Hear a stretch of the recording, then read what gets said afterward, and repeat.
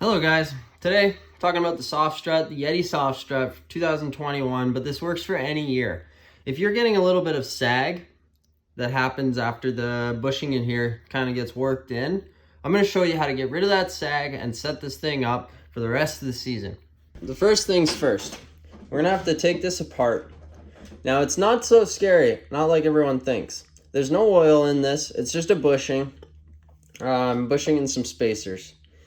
All we're going to do is take this red cap off. So there's cutouts here. You can put a wrench on there. And then there's something to hold it right here. You can put a wrench on there. I'm going to throw this end in a vise. And I'm going to throw a set of flat pliers that I have onto this side. And just loosen it off. So this end in a vise. If you have soft jaws, that would be awesome. I don't have any in my trailer. And then I have these channel locks, which are a smooth tooth channel lock, but if you have the right size wrench, that'll work as well.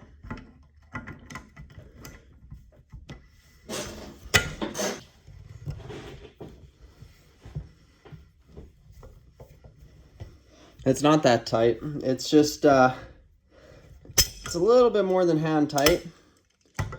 So it's just a little bit of finicky, but it's not very far.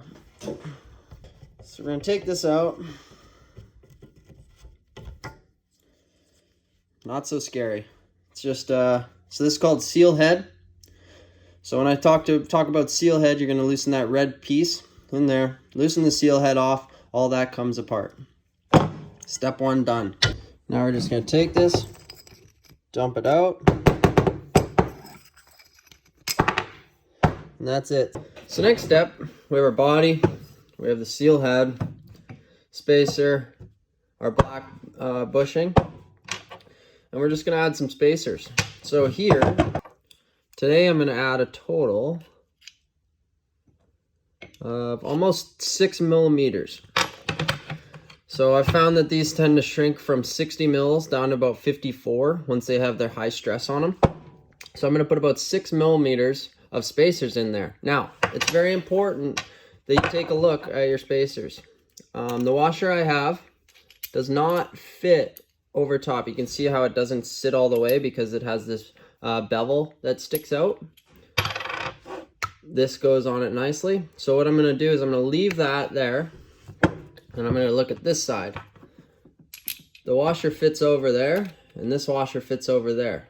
So those are going to work. I'm going to put them that way. So the smooth side goes against the rubber. And that's going to be my spacer.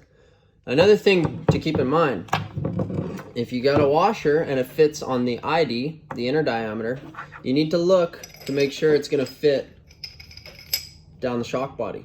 You don't want it to get stuck. So the OD fits, the OD of this one fits, and the ID fits on this bolt. So I'm going to go ahead, put this all back together. The rubber seal down. Push that all the way in. Black rubber in. Then we're going to go metal spacer. Then plastic spacer. This is just what I have lying down around for washers that work. And then the seal head assembly. So when you space it, especially if you're trying to space it brand new, it's going to be super tight to try and get these threads in. Sometimes if you're trying to do it right from brand new, you might have to just put half the spacing in, ride it a little bit, work that bushing in, and then once that bushing's been worked down, then you can add more. And start tightening it up. So in my past experiences with this, and I do this in my racing bikes as well, and I do it right from brand new. And with my experience from it, after I've spaced it correctly, honestly, I've never had to mess with it again. Now, guys putting on 50 hours, 100 hours, and more, you guys might have to either order a new rubber or space it a little bit more. The only thing you got to be worried about is if you space it too much, what you're going to see,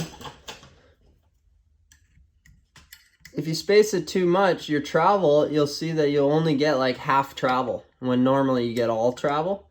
So The only thing to look out for is if you're spacing it too much, is you start losing your travel because it doesn't have enough room in there to collapse all the way. Other than that, crank on it. So now I'm like really preloading. About half these threads are me preloading this rubber because this one is a pretty new one. The only thing I've had done to this rubber is it's been in the bike and strapped down in the trailer, but it hasn't been ridden yet. So it's tense, it's tough. Now these shock bodies, they don't have to be too super tight, but just snug. Don't have to crank on it. Just find the end, hit it there. And our shock is complete. So the first thing to do, now that it's complete, put that rubber all the way to the top. So this is the way it's going to sit in your bike. Put that rubber all the way towards the red seal head. And that way, as it goes through the stroke, you can see if you're going to use all the stroke or not. This is Cody Matechuk, and this is how you do a tech tip on soft strut for the Yeti Snow MX. Whether it's new, old, make sure you check to see if there's free play. Lift on that subframe, see if you have free play in there, because it can throw your geometry off, it can throw your steering off, it can rake the bike out, it'll be the root of a lot of problems. And I do see a lot of these where people have missed that it's starting to wear down. So there's an easy tip for you, easy tech tip, and hopefully this helps you guys. Let me know, comment, follow along, and hopefully I can bring some more answers to you. Thank you very much for watching. Cody Matechuk, signing off.